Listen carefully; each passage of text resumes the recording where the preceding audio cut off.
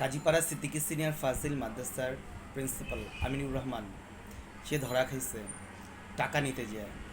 একটা ছেলে ক্লাস 5-এ পড়ে, তার কাছ থেকে 12,000 টাকা ঘুষ নিয়ে তারে ক্লাস 8-এ ভর্তি করাইছে। তো সে বলল যে এই ছেলে নাকি ক্লাস 8-এ পড়ার যোগ্য। ঠিক আছে, বুঝলাম 8-এ পড়ার যোগ্য, কিন্তু সে 12,000 টাকা ঘুষ নিল কেন? সে এরকম আরও করতো। আমরা যখন দাখিলে পড়তাম আরও 20 বছর আগে, 20-22 বছর আগে, তখনও সে এরকম করতো। তখন সে সে এক ছিল একটা আরবির টিচার, তার বেতন ছিল 2,000 টাকা, অথচ সে বাসা ভাড়া থাকতো 7-8 হাজার টাকা তখনই।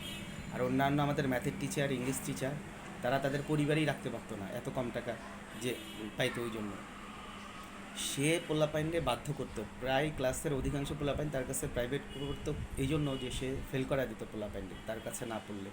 তা সে সবসময় বলতো যারা তার কাছে পড়বে, আমাদের রোল নাম্বার 1-2 তার কাছে পড়তো না, আমার রোল 3 ছিল, আমি তার কাছে পড়তাম। সে সবসময় নাম ধরা বলতো যে শাহাদাত ফেল করবে, আরিফ ফেল করবে, তারা ছিল আমাদের ফার্স্ট ক্যাপ্টেন আর সেকেন্ড ক্যাপ্টেন।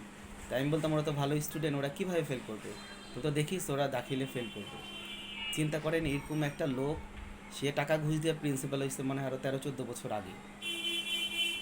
13-14 বছর ধরে সে কত টাকা করেছে? সে নিজের বাড়ি করছে, একটা 2,000 টাকা বেতন পাইতো তখন। সে বাড়ি বাড়ি করছে, গাড়ি করছে, তার ছেলেরে বিদেশে পড়াইতেছে। সে হচ্ছে আরবির টিচার। চিন্তা করেন, আলিয়া মাদ্রাসার টিচাররা এমনি একটু আরবিতে দুর্বল হয়, আরবি অতটা পারে না। কমি মাদ্রাসার পোলাপাইন আরবি যেমন পারে তেমন পায় না। তারা অধিকাংশ 99% পোলাপাইনই আরবি মুখস্থ করে পড়ে। সে আমাদেরকে ওই কোশ্চেনগুলোই পড়াইতো, মানে যারা ক্লাসে থাকতো, মানে যেগুলো কোনো দিন আসবে না, কোনো দিন এই বিগত 12-13 বছরে কিংবা 15-16 বছরে যেগুলো কোনো দিন আসে নাই কোনো কোশ্চেন, ওই কোশ্চেনগুলোই পোলাপাইনে পড়াইতো। কিন্তু তার কাছে যারা পড়তো শুধু তাদেরকেই ওই কোশ্চেনগুলো সে বলতো, মানে যেগুলো পরীক্ষাতে আসবে। তারপরে সে প্রশ্ন ফাঁস করে দিত আগের দিন। এত বদমাইশ ছিল। এরকম একটা লোক টাকা ঘুষ দিয়ে প্রিন্সিপাল হয়েছে, এখন সে এত বছর পরে ধরা খাইছে। আবার আরেকটা কথা, সে নাকি তার ইয়ারে, তার ওই অফিস রুমে সে বানাইছে আওয়ামী লীগের ক্লাব ঘর। ওইখানে এসে আওয়ামী লীগের লোকজন এসে আড্ডা দিত।